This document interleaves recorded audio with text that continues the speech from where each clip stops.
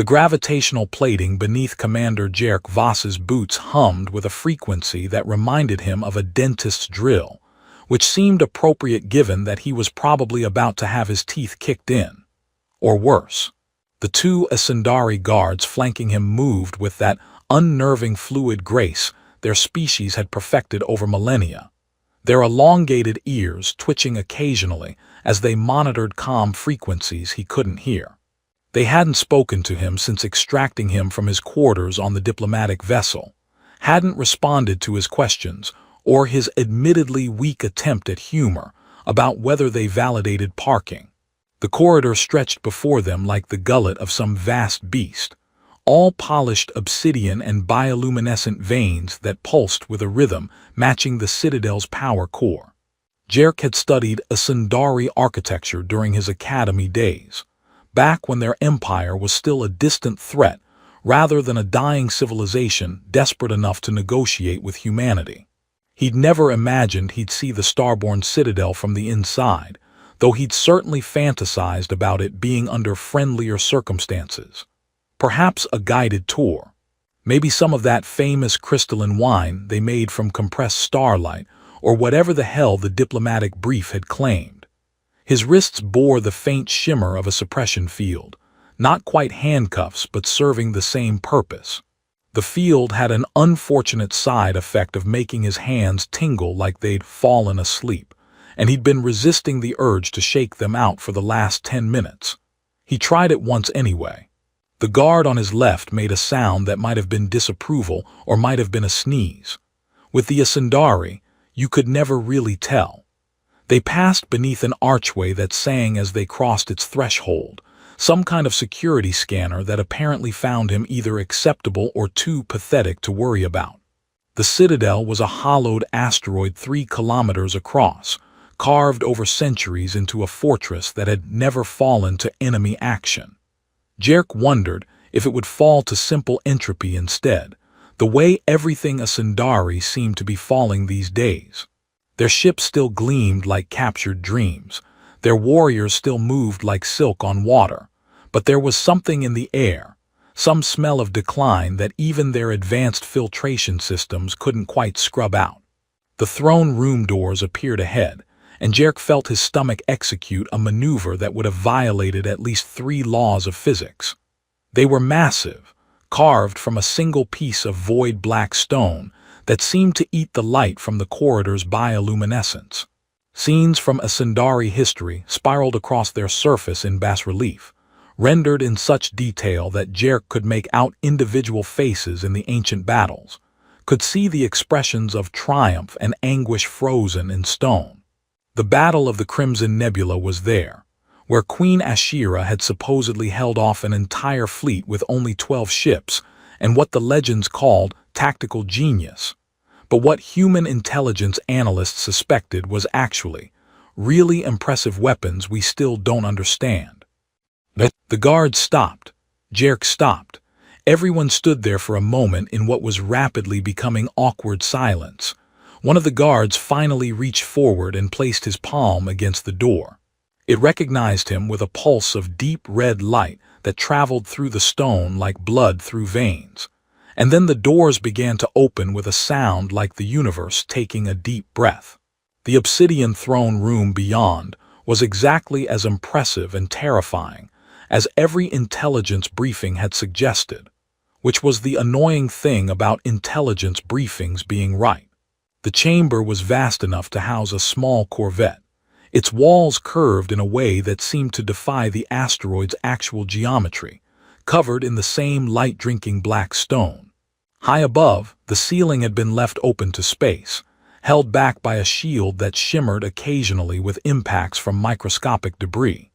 Through it, Jerk could see both fleets arrayed in their uneasy standoff, humanity's angular warships facing the flowing organic curves of Asundari crystal ships.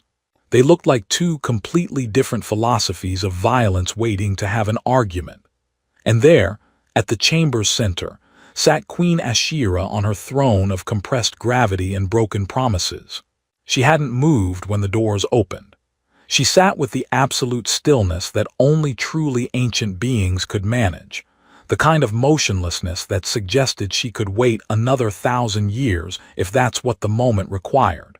Her skin held that distinctive Asundari paleness, not quite white, but rather the color of things that had never seen a sun, luminous and faintly translucent in the chamber's dim light. Black hair fell past her shoulders in a cascade that defied the citadel's artificial gravity, moving with its own subtle currents. And her ears, those long, elegant ears that marked her species as clearly as anything, swept back from her skull like wings or blades. But it was her eyes that caught him. Even across the expanse of the throne room, he could feel the weight of her gaze. They were dark, impossibly dark, the kind of darkness that held stars before they were born. And they were fixed on him with an intensity that made the suppression field around his wrists feel like a gentle suggestion compared to the force of her attention. "Commander Jerk Voss." Her voice carried across the chamber without echo, without amplification, perfect and cold. "You stand accused of sabotaging the peace treaty between your species and mine, of condemning both our peoples to a war neither can afford to continue, of treason against the very concept of survival." The guards had positioned themselves on either side of him, their weapons now visible, humming with that distinctive high-frequency whine that suggested they were very much ready to reduce him to his component atoms. Jerk's mouth had gone dry. He tried to summon the composure that had gotten him through 3 fleet actions and 2 diplomatic disasters, but it was hard to feel composed when you were essentially standing in a very beautiful execution chamber. "Your Majesty," he managed, and was proud that his voice only cracked slightly. "I think there's been a misunderstanding." One of the guards made a sound that was definitely disapproval this time. Queen Ashira rose from her throne. She descended the steps from her throne with movements that seemed choreographed by physics itself, each footfall precise and deliberate. Jerk tried not to think about the fact that those steps were bringing her closer, that the distance between them was shrinking in a way that felt both inevitable and vaguely terrifying. He'd faced down enemy fighters, had made split-second decisions that saved or condemned hundreds of lives, but nothing in his tactical training had prepared him for being the focal point of an immortal queen's attention. "A misunderstanding," Ashira repeated, her voice carrying notes of something that might have been amusement if amusement weren't so far beneath her current mood. She reached the floor of the throne room and began to circle him, a predator's assessment that made every nerve in his body scream at him to move, to run, to do literally anything except stand there like an idiot.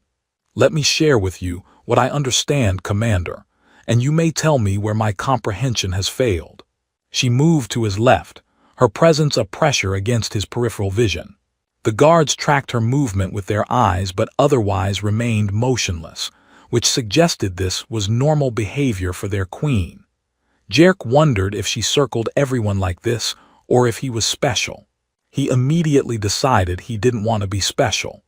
3 weeks ago, encrypted transmissions bearing your command authorization were intercepted by our monitoring stations. They contained detailed schematics of our defensive grid around this very citadel. She paused behind him, and Jerk resisted the overwhelming urge to turn around.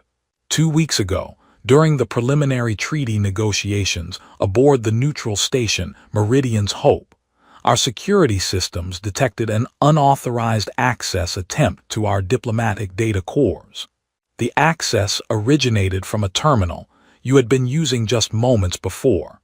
"I was checking my messages," Jerk said, then immediately regretted speaking. Her circling paused. "Your messages." The temperature in the room seemed to drop several degrees.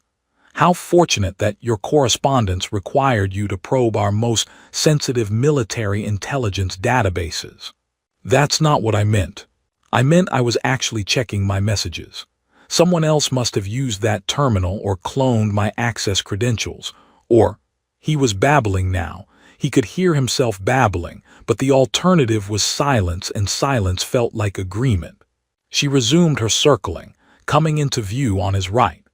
Up close, he could see the faint patterns that moved beneath her skin, bioluminescent traces of the neural networks that made the Ascendari what they were.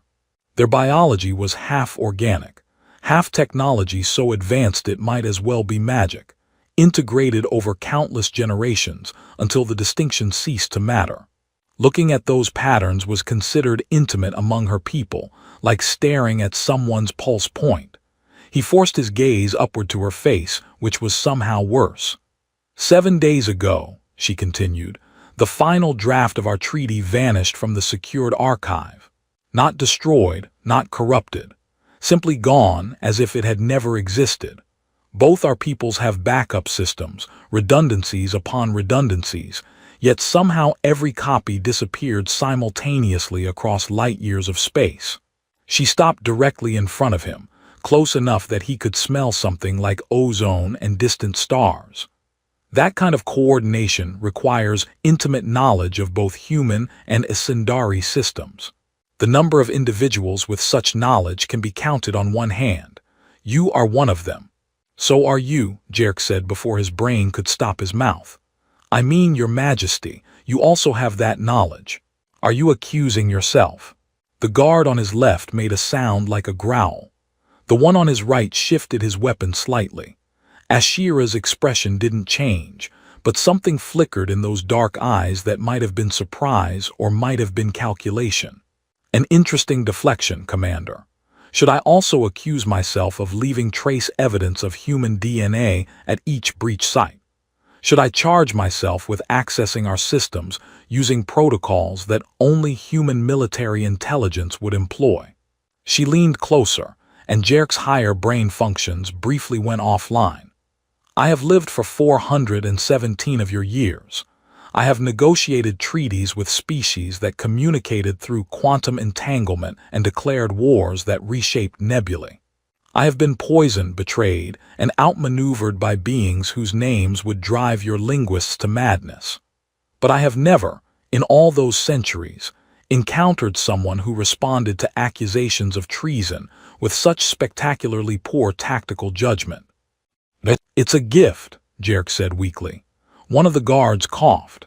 It sounded suspiciously like a suppressed laugh, which gave Jerk a tiny spark of hope that maybe, possibly, he wasn't about to be vaporized in the next 30 seconds.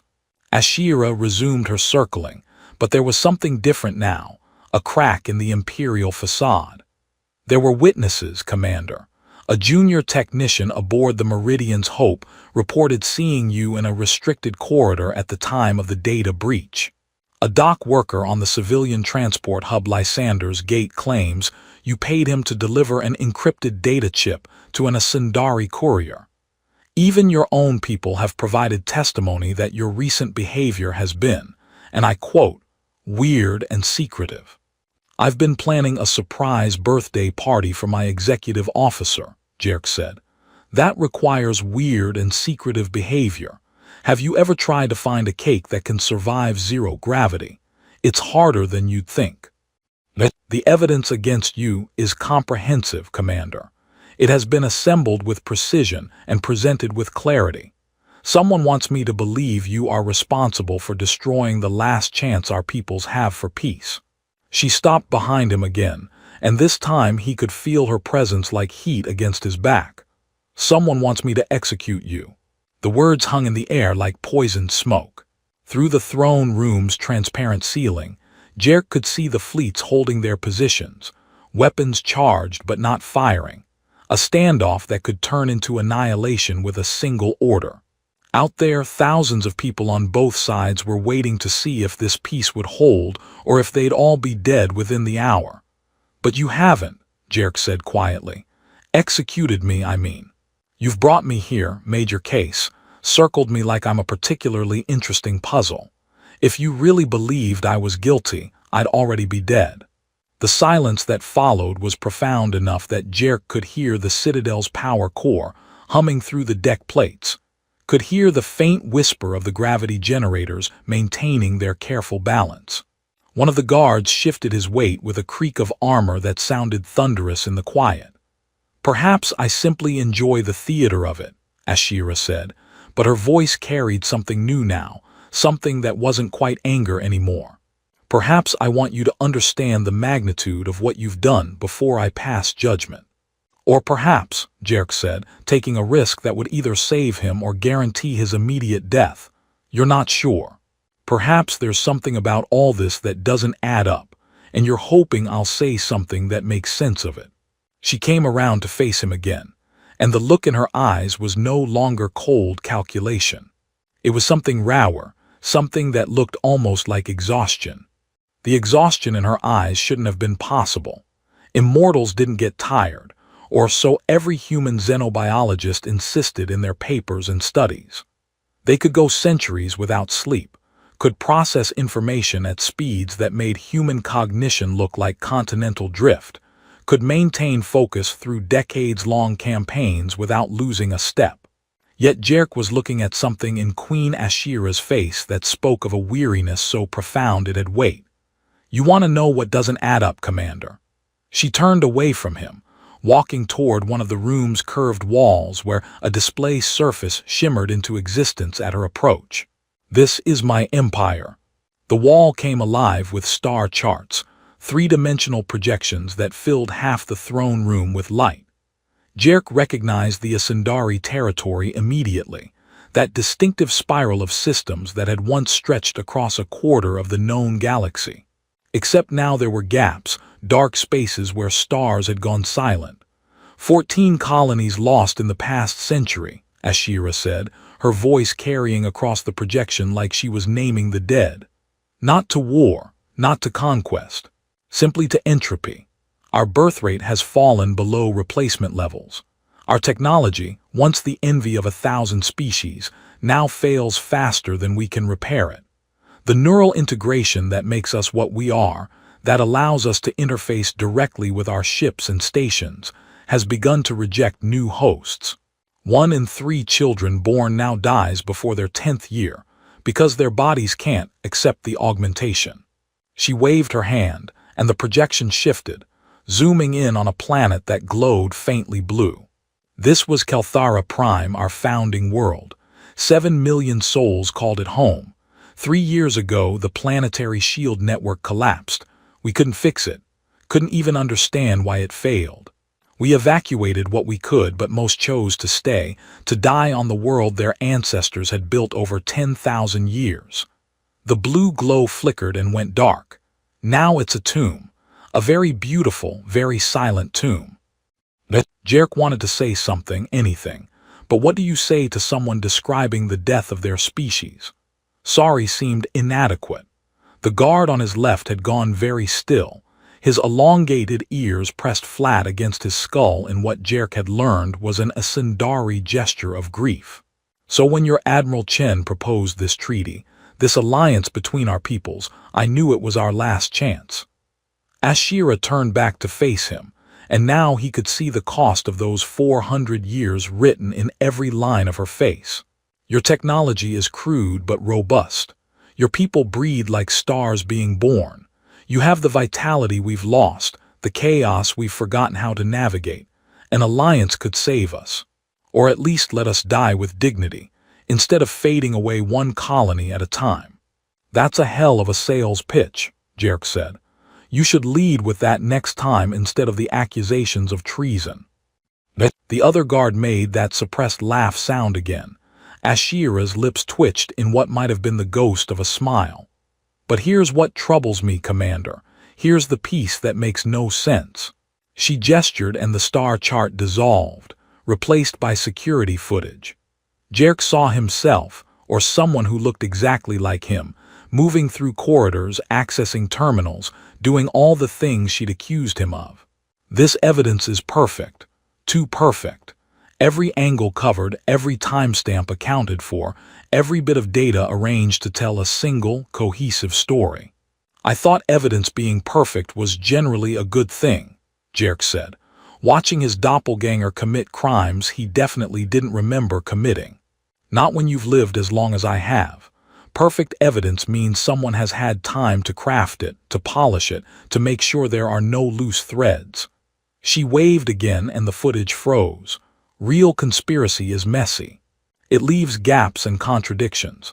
It's rushed and improvised because genuine criminals are usually terrified and making things up as they go.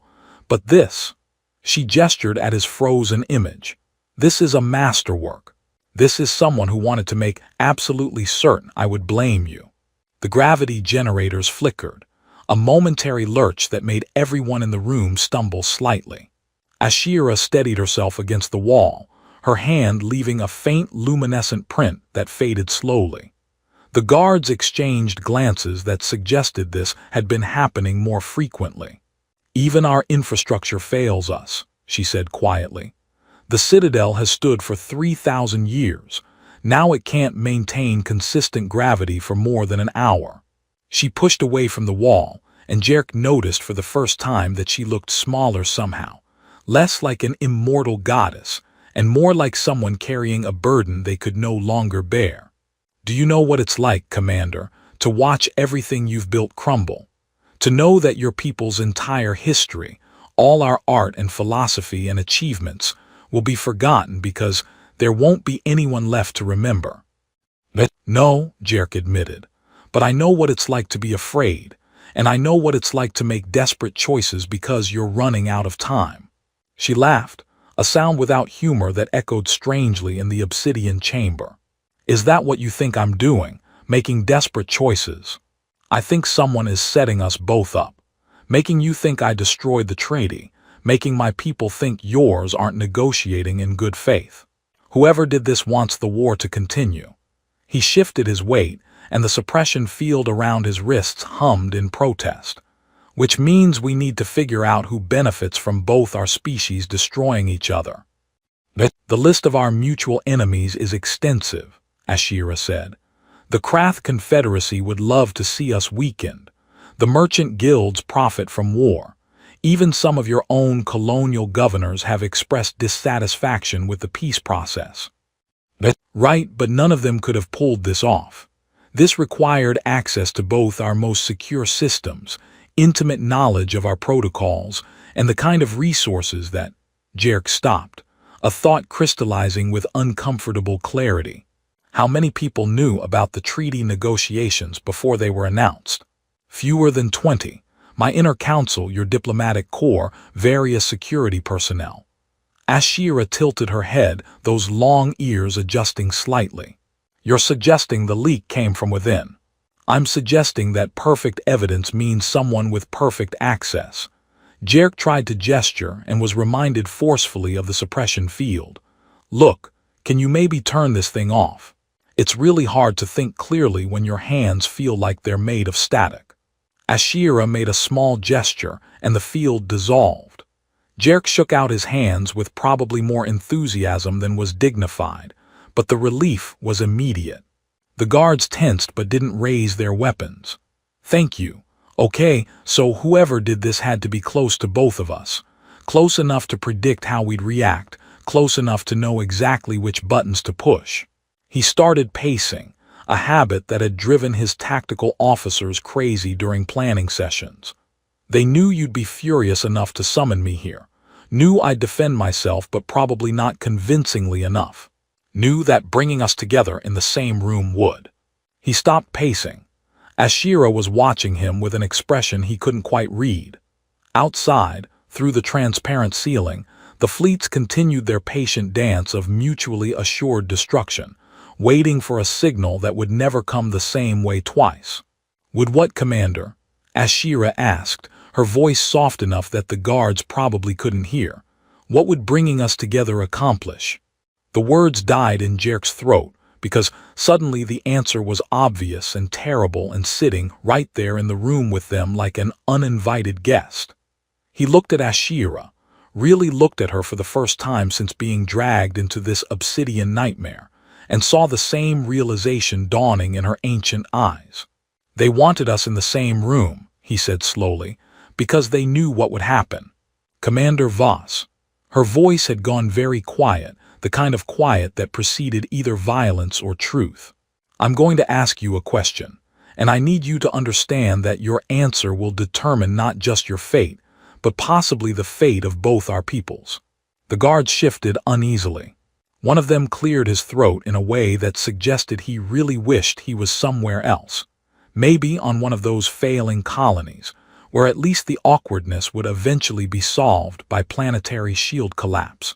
7 years ago, Ashira continued, and something in her posture changed, the Imperial mask slipping further.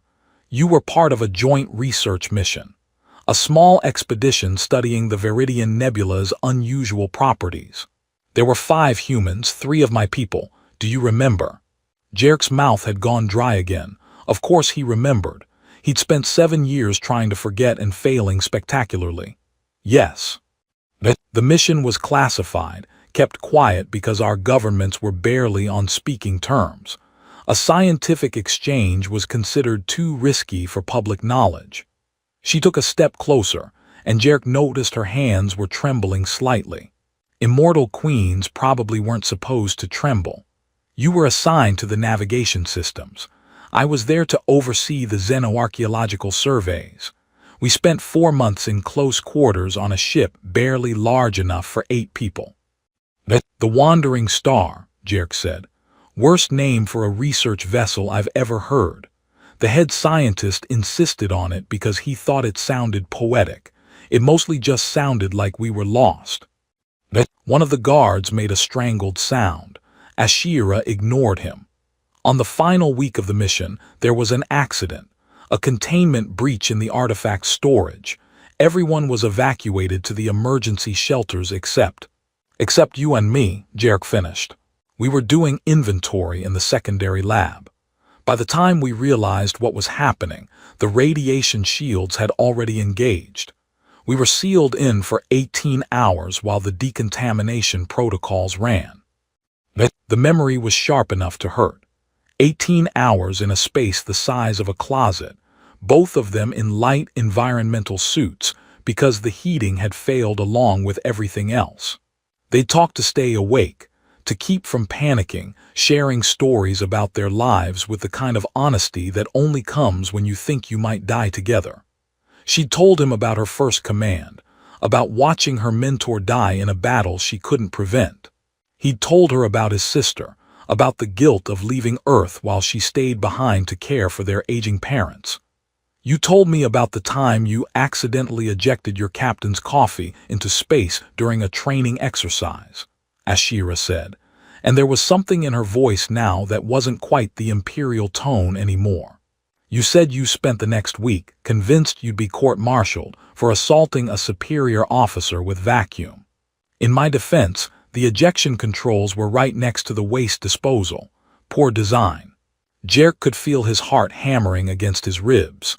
You told me about the poetry competitions on Kelthara Prime, about how you'd won 3 consecutive years when you were young, before you joined the military. Before I became a weapon instead of a person, she said softly. You asked me to recite one. I said I'd forgotten the words, which was a lie. We don't forget. Not anything, not ever. The throne room felt smaller suddenly, despite its vast dimensions. The guards had gone very still, their elongated ears pressed forward in an expression Jerk had learned meant intense focus or extreme discomfort. Possibly both. When the decontamination finished and they opened the doors, everyone was surprised we'd survived. The radiation levels should have been fatal. Ashira's voice was barely above a whisper now. But we'd huddled together for warmth, sharing body heat, and somehow that was enough. Your people's medical officer said it was a miracle. My chief scientist said it was statistically improbable but not impossible. And then the mission ended and we went back to our respective fleets and pretended it never happened, Jerk said. Because you were a queen and I was a commander, and there was a war going on, and it was the sensible thing to do. The sensible thing, Ashira repeated, and she laughed that humorless laugh again. Yes, very sensible, very proper, very appropriate for our respective stations. She turned away from him, walking toward the throne but not sitting, just standing there with her back to him like she couldn't bear to look at him anymore. The bioluminescent patterns beneath her skin were flickering rapidly, betraying an emotional state that her voice kept carefully controlled. On the last day, before we departed, You came to my quarters. You said you wanted to see the nebula one more time through the observation portal. I knew it was a lie. The nebula was visible from a dozen different locations on the ship, but I let you in anyway." Jerk's hands were shaking now too. The portal was fogged from the temperature differential. The heating system was still recovering from the breach. "You drew something in the condensation." I was looking at the star charts, pretending to be occupied with important command decisions. "When I turned around, you were gone." She spun to face him, and her eyes were bright with something that might have been bioluminescence or might have been tears, if immortals could cry. "But your message was there, written in water vapor that would evaporate in minutes. 3 words that I had just enough time to read before they faded." The throne room's gravity flickered again, more violently this time. Everyone stumbled, and one of the guards had to catch himself against a pillar. The citadel groaned around them, a sound like metal under stress, like something very old deciding whether to hold together or fall apart. "Your Majesty," the guard on the left said nervously, "perhaps we should relocate to a more stable section of the citadel." Ashira waved him off without looking. Her eyes were fixed on Jerk, with an intensity that made the earlier accusations of treason seem gentle by comparison. "I need you to tell me, Commander. I need you to say it out loud here, in front of witnesses and gods and the universe itself. Were those words true? Or were they just something you wrote because we'd survived something terrible together and your emotions were compromised and you didn't really mean them?" "That's not fair," Jerk said, his voice rougher than he intended. "You know that's not fair. You had 400 years to say something, to reach out, to do anything except pretend I didn't exist. And now you want me to just—" "Yes," Ashira said, and the imperial mask was completely gone now, leaving only a woman who looked terribly, achingly young despite her centuries. "Yes, I want you to just. Because I have watched my empire die, watched my people fade like old stars, made decisions that sent thousands to their deaths, all while carrying those 3 words like stones in my chest. Because whoever set us up, whoever created this perfect evidence and destroyed the treaty, they knew. They knew what we were to each other, or what we could have been, and they're using it to destroy everything." The gravity stabilized. The citadel stopped groaning. In the sudden silence, Jerk could hear both guards breathing, could hear the distant hum of the fleets holding their positions outside, could hear his own heartbeat like drums before battle. "What were the words, Commander?" Ashira's voice broke on the last syllable. "What did you write in the condensation 7 years ago?" The words came easier than Jerk expected, maybe because he'd been carrying them for so long that they'd worn smooth grooves in his mind, paths he'd walked 10,000 times in the dark hours when he couldn't sleep. "I wrote, I'll come back." Ashira's expression didn't change for a long moment, and Jerk wondered if he'd somehow gotten it wrong, if his memory had failed him despite how many times he'd replayed that moment. Then her face crumpled just slightly, just enough that he could see the weight of 7 years crash into her all at once. "You idiot," she said, and it came out somewhere between a laugh and a sob. "You absolute idiot. I spent 7 years thinking you'd written, 'I love you,' or 'remember me,' or something appropriately dramatic and farewellish. I mourned a grand romantic gesture that never existed." "Wait, what?" Jerk blinked. "You thought I was being poetic. Have you met me? I once described a supernova as pretty explodey. My sister says I have the emotional vocabulary of a particularly stunted root vegetable." The guard on the right definitely laughed this time, a sharp bark of sound that he tried unsuccessfully to turn into a cough. His companion elbowed him hard enough that his armor clanked. "But you never came back," Ashira said, and the accusation in her voice was softer now, more confused than angry. 7 years, Jerk. I waited and you never came back." "I tried." The words tumbled out faster now, 7 years of frustration finding voice. "I requested transfer to every joint operation, every diplomatic mission, every scientific expedition that might put us in the same space. I was denied every single time. My superiors said I was too valuable to risk on non-essential fraternization with potentially hostile forces.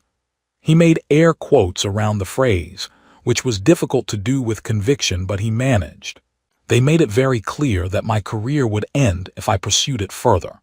I sent 3 formal requests for your assignment to cultural exchange programs, Ashira said. All were rejected by your military command.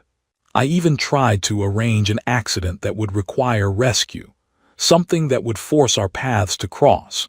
But my advisors threatened to declare me mentally compromised if I endangered a diplomatic vessel just to manufacture a meeting. That's actually kind of sweet in a terrifying abuse of power sort of way, Jerk said. I am an immortal queen. Abusing power is essentially in the job description.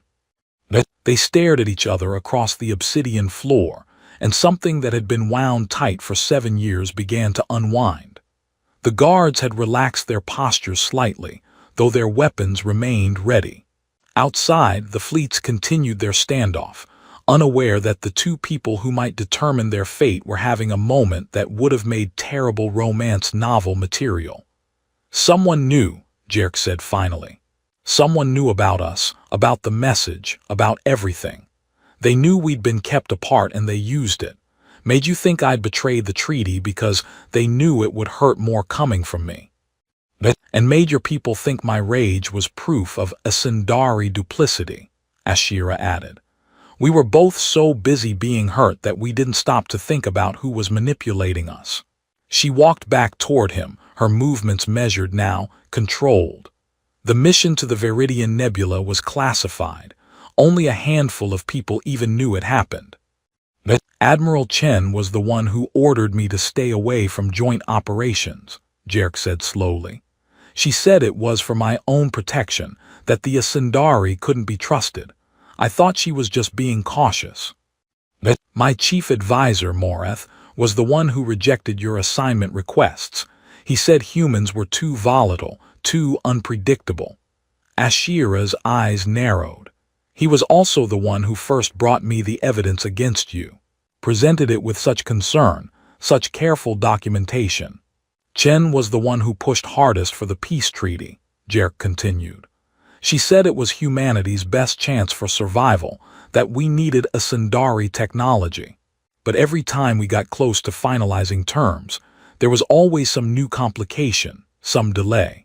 The pieces were falling into place with the inevitability of gravity, forming a picture neither of them wanted to see but couldn't ignore. Ashira pulled up a holographic display, her fingers dancing through menus with practiced efficiency. Morath has been with me for 2 centuries. He was my mentor's most trusted advisor, guided me through my early years as queen. The idea that he would check his communications logs, Jerk said. If he's working with Chen, there'll be a trail. They might be good at manipulation, but nobody's perfect at covering their tracks. Ashira's hands moved faster, pulling up data streams that cascaded through the air like waterfalls of light. Her face grew progressively darker as she read, the bioluminescent patterns beneath her skin pulsing in patterns Jerk had learned meant extreme agitation. Encrypted channels, routed through 17 proxy servers, but the timestamps match. Every time I made a decision about the treaty, Morath was in contact with someone in your military command structure within hours. They wanted the war to continue, Jerk said. Chen gets to maintain her position as humanity's great military leader. Morath gets to keep you isolated and dependent on his counsel. They both profit from our people staying enemies. And when the treaty looked like it might actually succeed, they created this elaborate frame to destroy it. Made us hurt each other because they knew that would be more effective than any military strike. Ashira's hands curled into fists. I'm going to throw him out an airlock. I'm going to personally walk him to the nearest exterior door and cycle the atmosphere myself. That's probably not great for diplomatic relations, Jerk said, but I appreciate the sentiment. She turned to the guards. Find Morath. Bring him here. If he resists, use whatever force necessary short of lethal. I want answers before I decide how creatively he dies." The guards saluted and ran from the throne room with impressive speed. Ashira pulled up another display, this one showing the fleet still locked in their tense standoff. "I need to contact my commanders, tell them to stand down before this situation deteriorates further. And you need to reach your people, explain what's happened." "They're not going to believe me without proof," Jerk said. "Chen has had years to build her reputation. I'm just a commander who's about to accuse an admiral of treason based on some communications logs and a conspiracy theory. Then we present the evidence together."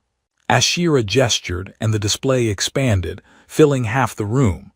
"A joint statement from both our governments. Full transparency about what's been done and who's responsible. It won't fix everything, but it might be enough to prevent the shooting from starting." Jerk moved to stand beside her, studying the tactical displays.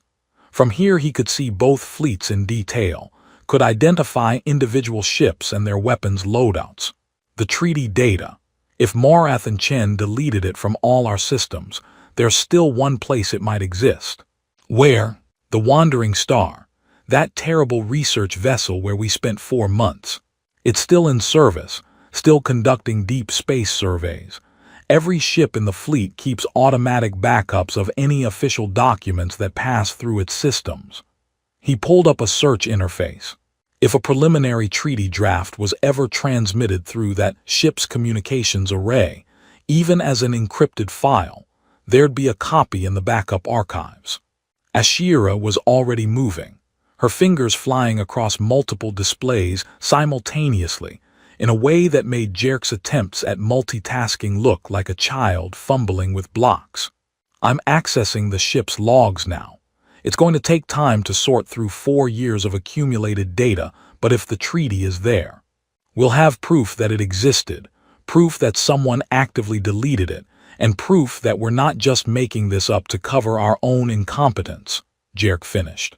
He started working on a secondary display, routing through his own military's command network. "I'm sending a priority message to my executive officer. If Chen tries to shut this down, at least someone on our side will know what's happening." They worked in silence for several minutes, the only sounds the soft chimes of their respective systems and the ever-present hum of the Citadel's failing power core. Jerk was painfully aware of Ashira standing close enough that he could feel the slight warmth she radiated, could catch that ozone and stars scent that apparently all a Sundari carried. "Found it," Ashira said suddenly. "The treaty draft, dated 8 months ago, transmitted through the Wandering Star's communications array as part of a routine diplomatic pouch. Full text, all provisions, both our signatures on the preliminary acceptance." She pulled up the document and they both read through it quickly. "This is everything we've been trying to reconstruct. Morath told me we'd never gotten this far, that negotiations had stalled at the border dispute stage. Chen told me the same thing, said the Asundari were demanding impossible concessions." Jerk felt a cold rage building in his chest. "They've been lying to us for months, keeping us thinking we were further apart than we actually were." The throne room doors opened and the guards returned, dragging a figure between them. Morath was tall even for an Asundari, his long ears pinned back in an expression of fury rather than fear. He didn't struggle against the guard's grip, but his eyes burned with something that might have been hatred or might have been contempt. "My queen," he said, his voice dripping with false concern.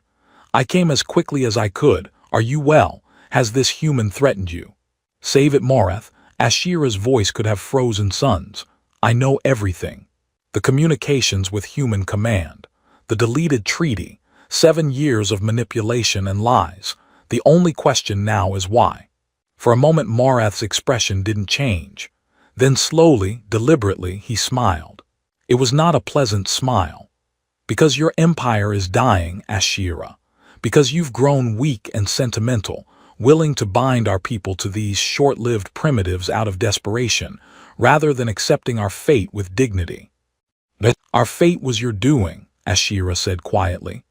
The colonies that failed, the technology that stopped working, the children who died from failed integration.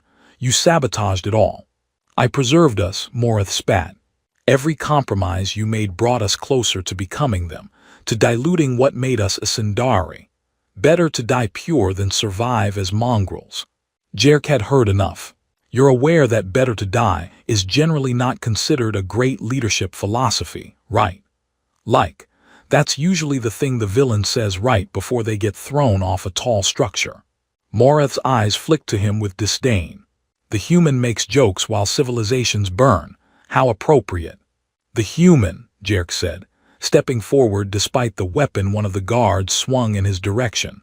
Watched his sister work 3 jobs to keep their parents housed while he was off playing soldier. Watched his first captain die because they stayed behind to let everyone else evacuate. Has made exactly one good decision in his entire life, which was writing a promise to an immortal queen on a fogged window, and he's not going to let some zealot with a superiority complex destroy the chance to keep it. Ashira was looking at him with an expression he couldn't quite read. Jerk, I know the Empire is dying, he continued, his voice rising. I know your people have lost more than mine can imagine, but you know what humans are really good at. We're excellent at being too stupid to know when we're beaten. We crash on hostile planets and somehow build cities.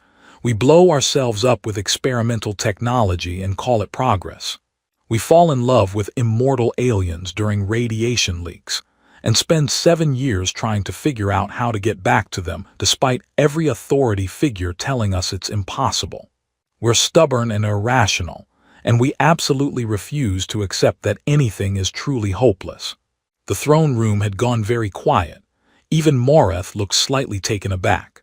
So here's what's going to happen, Jerk said, addressing both Ashira and the advisor who tried to destroy everything. We're going to broadcast the real treaty. We're going to expose what you and Admiral Chen did. We're going to combine human stubbornness with a Sindari brilliance, and we're going to save both our peoples. Not because it's the smart thing or the easy thing, but because the alternative is letting people like you win. And I personally find that unacceptable.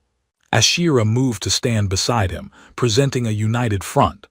Moreth, you are hereby stripped of all rank and authority. You'll be held in custody pending trial for treason, sabotage, and crimes against the Empire.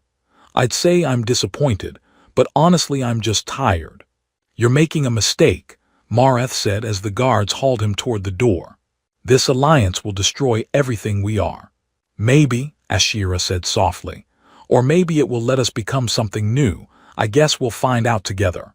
As Moreth was dragged from the throne room, Ashira pulled up the communications array. I'm broadcasting the treaty on all channels, civilian and military. My people need to know the truth. Same here, Jerk said, working his own display. Though I should warn you, when Chen realizes what we're doing, she's probably going to try something desperate. Let her try. I've dealt with desperate people for 4 centuries, usually by throwing them out airlocks, but I'm willing to explore other options if you think it would be better for human-Sindari relations. I'm going to suggest we table the airlock discussion for now. They work together, their movements synchronized in a way that felt natural, like they'd done this 1,000 times before. The treaty went out first, broadcast on every channel both species monitored. Then came their joint statement, explaining what had been done and who was responsible. Jerk watched the fleet displays as the information spread, saw the confusion turn to anger turn to cautious hope. On the human side, Admiral Chen's flagship went dark suddenly, its transponder offline. Jerk felt a moment of concern before his executive officer's face appeared on his personal comm. Sir, just wanted you to know that Admiral Chen has been placed under arrest. She tried to delete your message, but I'd already distributed it to every ship captain in the fleet. There's going to be a formal inquiry, but I think we've got enough evidence to make charges stick. His XO grinned. Also, happy birthday. I know the party was supposed to be a surprise, but given current circumstances, I figured you'd want to know we managed to get the cake situation sorted.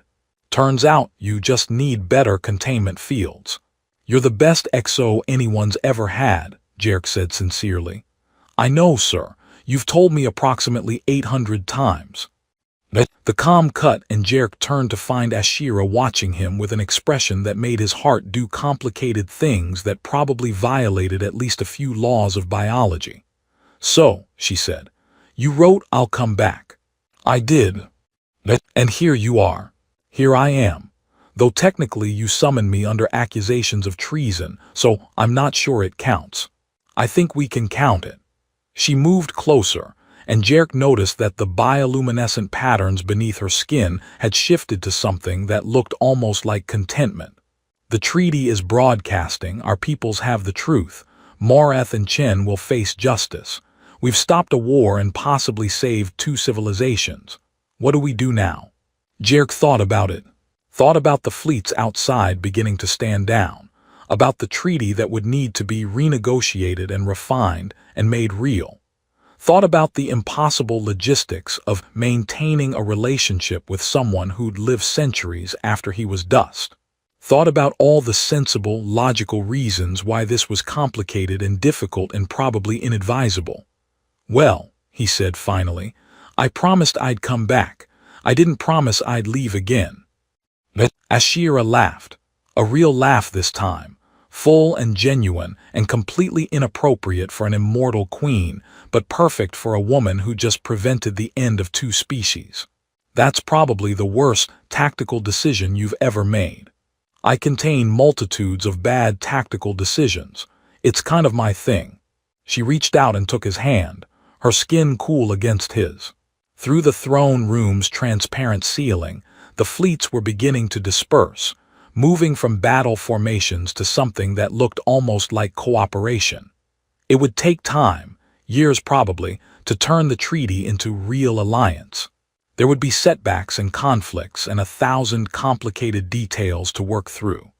But standing there in the obsidian throne room with an immortal queen holding his hand, while both their civilizations watched from orbit, Jerk thought that maybe, just possibly, they had enough stubbornness between them to make it work. I should probably warn you, Ashira said. I'm terrible at relationships. I once dated someone for 30 years before realizing we had nothing in common. 30 years. It seemed rude to bring it up earlier. Jerk laughed, and the sound echoed through the chamber, chasing away some of the darkness. Outside, stars wheeled in their ancient patterns, indifferent to the small dramas of the beings who lived beneath them.